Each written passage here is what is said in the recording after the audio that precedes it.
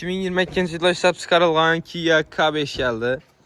Maşinamız benzinde 68 bin kilometre yeni aksiyetinden. Radno kraska. Yumuşak bolla koyulan toza 4 tane.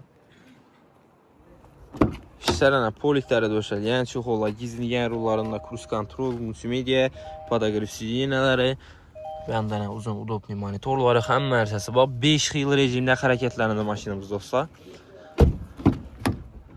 Mana salonlar ham toza turibdi. Akkuratniy qaratilgan mashin.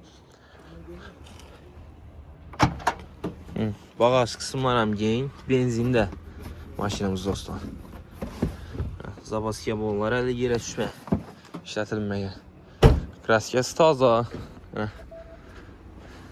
Krishalar ham qaraytirilgan. Bahosi 285 million so'm dostlar. Naqd pul bo'lsa ustida yashirib beramiz, savdo qilib olasizlar.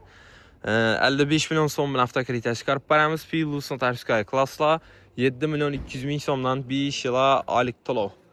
Qiziquvchilar bo'lsa, kelib olasizlar. Qo'shib avtomarketda sotib olib qo'yildi mashinamiz dostlar.